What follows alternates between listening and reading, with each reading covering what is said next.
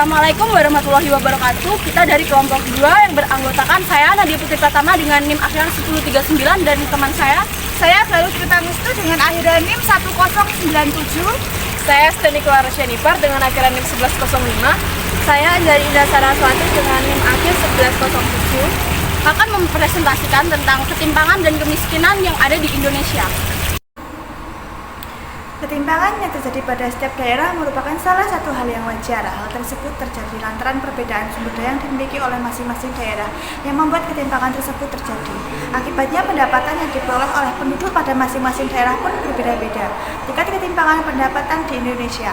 Berikut merupakan tabel tingkat ketimpangan pendapatan di Indonesia.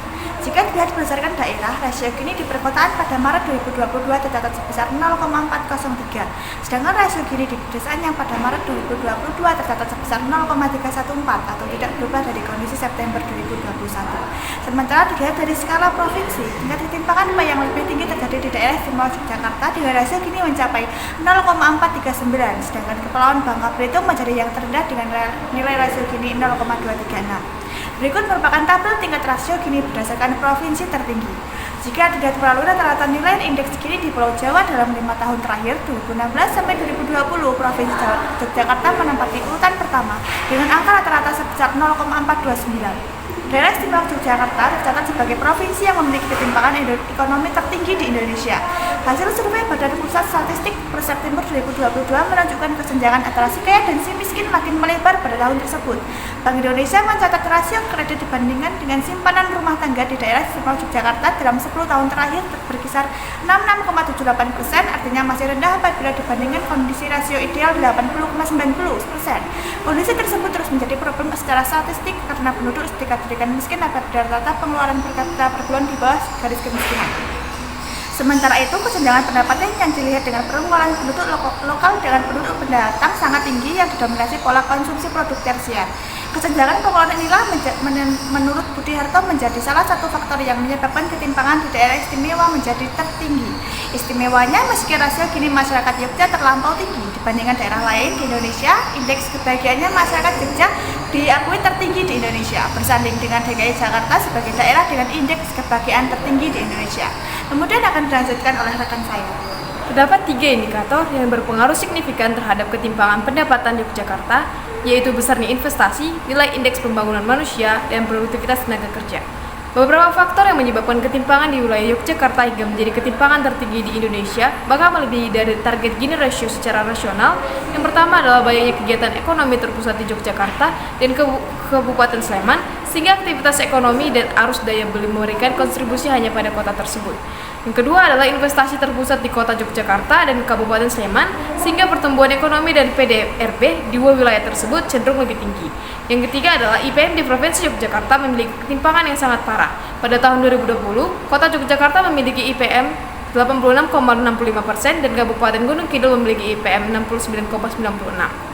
Dampak dari ketimpangan pendapatan dapat menghambat pertumbuhan ekonomi karena memperburuk stabilitas sosial dan ekonomi sehingga menghambat investasi dan pertumbuhan ekonomi, menyebabkan kesenjangan sosial ekonomi antara golongan kaya dan miskin yang semakin lebar, memperbesar peluang masyarakat untuk terjebak dalam kemiskinan karena tidak memiliki akses yang sama terhadap sumber daya dan kesempatan.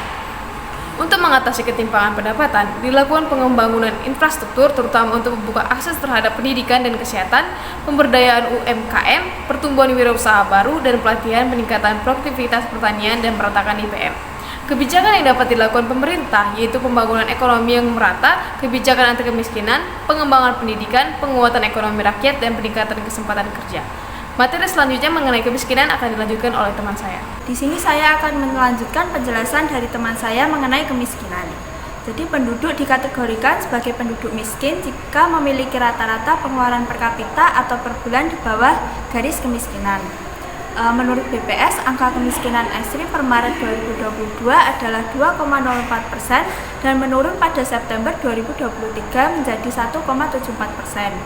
Seiring dengan data terbaru BPS menunjukkan terjadi penurunan pada perdesaan maupun perkotaan dengan persentase penduduk miskin perkotaan yang turun sebesar 7,29%. Sedangkan di pedesaan turun sebesar 12,22% per Maret 2023 dibandingkan terhadap September 2022. Sehingga hal ini menyebabkan pemerintah optimis dalam menurunkan angka kemiskinan ekstrim 0% pada tahun 2024. Perekonomian Indonesia saat ini berangsur membaik yang mana berkaitan dengan penurunan kemiskinan di Indonesia.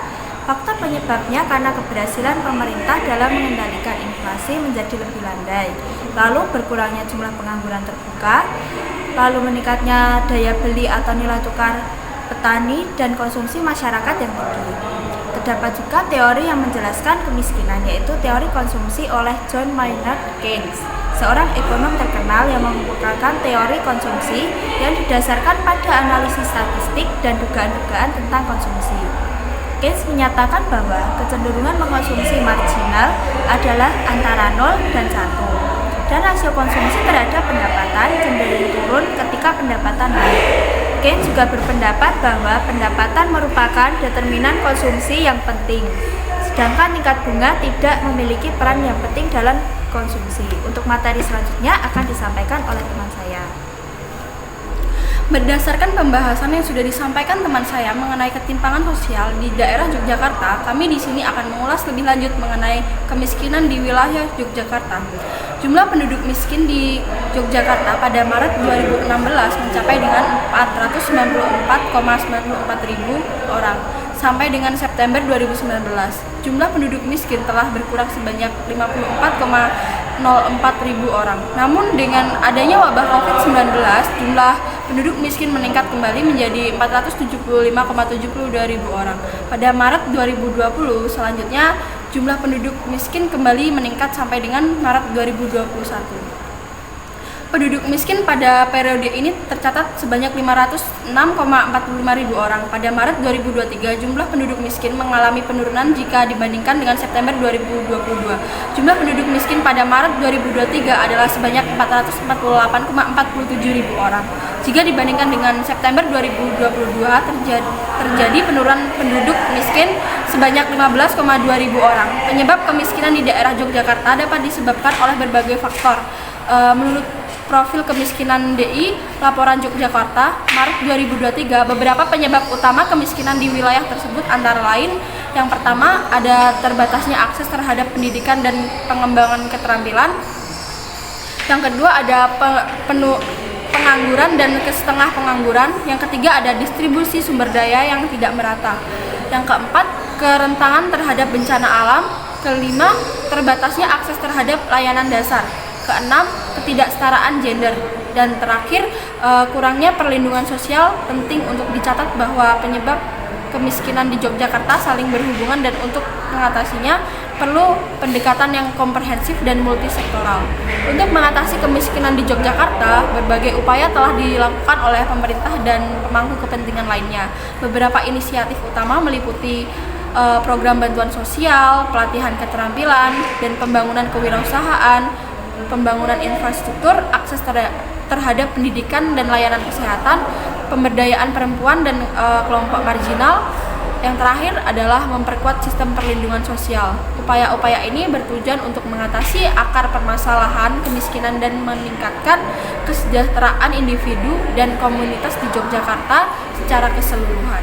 Sekian pemaparan dari kelompok kami. Mohon maaf jika ada kesalahan dalam bertutur kata. Selebihnya kami ucapkan terima kasih. Wassalamualaikum warahmatullahi wabarakatuh.